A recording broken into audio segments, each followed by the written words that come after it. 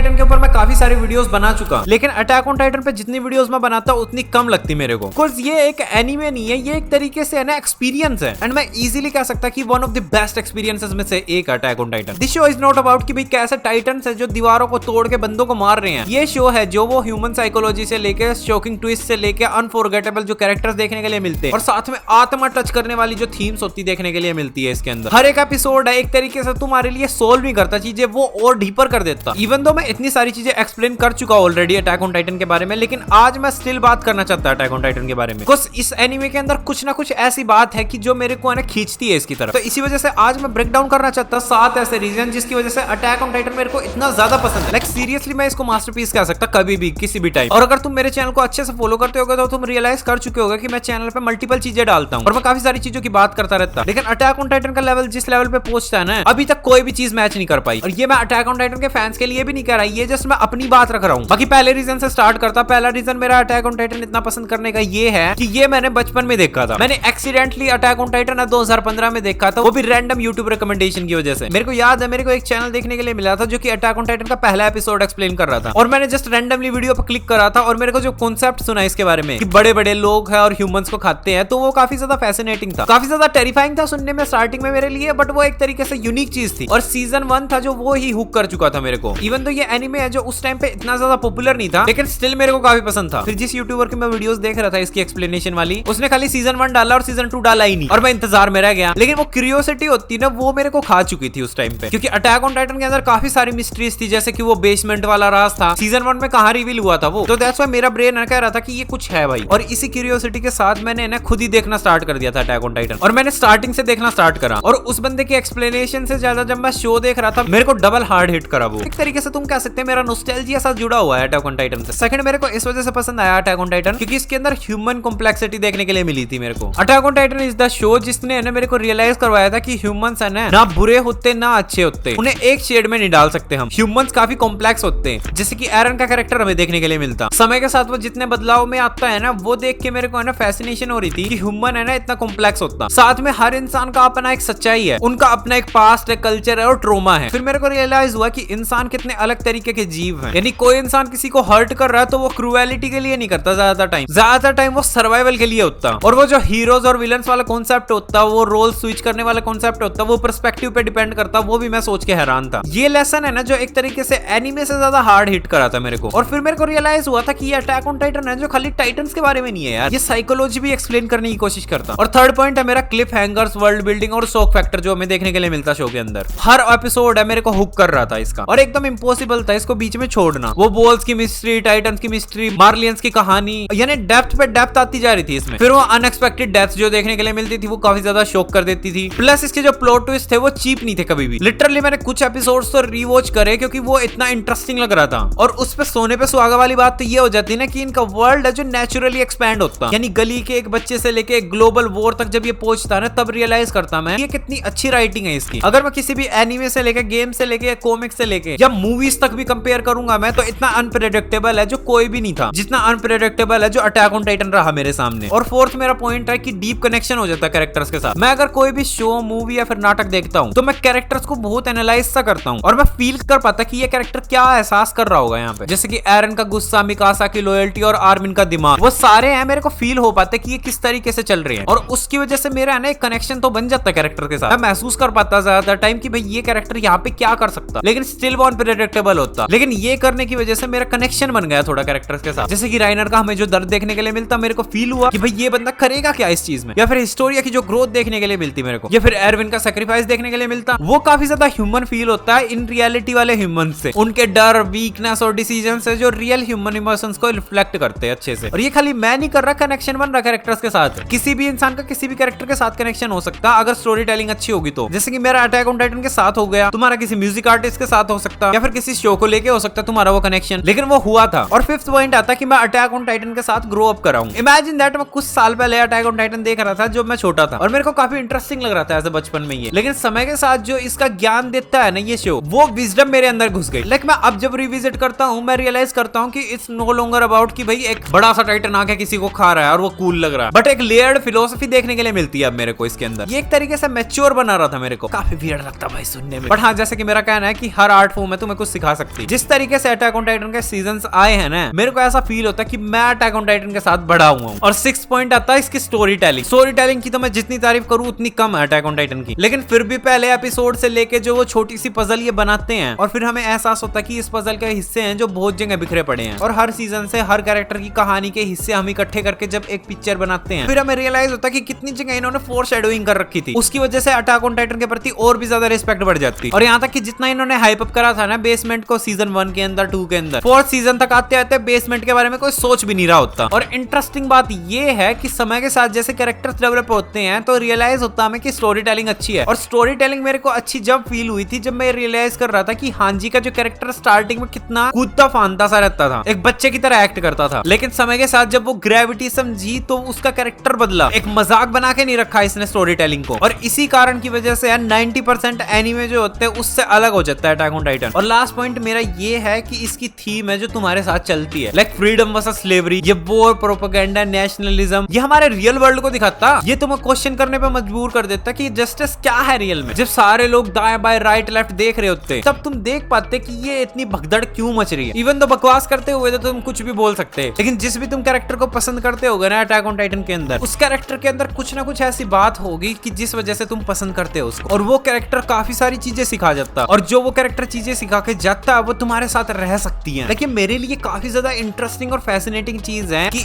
एक just show है जो वो तुम्हारी सोल से बात कर सकता, यानी खाली एंटरटेनिंग ना हो के। एक तरीके से तुम कह सकते कि ये मेरी thank you video attack on Titan को, खुद मैं फील कर पाता कि मैंने काफी सारी चीजें सीखी है। बाकी तुम लोगों ने अटैक ऑन टाइटन देखना कैसे स्टार्ट करा था मेरे को कमेंट सेक्शन के अंदर बताना, और उसको देखने के बाद अब तुम क्या सोचते हो अटैक ऑन टाइटन के बारे में ये भी बताना मेरे को। मैं सुनना पसंद करूंगा सच्ची में ये चीज तो। बाकी अगर तुम्हें ये वीडियो पसंद आई है तो लाइक शेयर वगैरह देख लेना, बट सब्सक्राइब करना मत भूलना, कोस अभी रिसेंटली हमारे 25K हुए हैं और मेरे को 100K करने हैं। तुम लोग देख रहे थे दिन नेक्स्ट।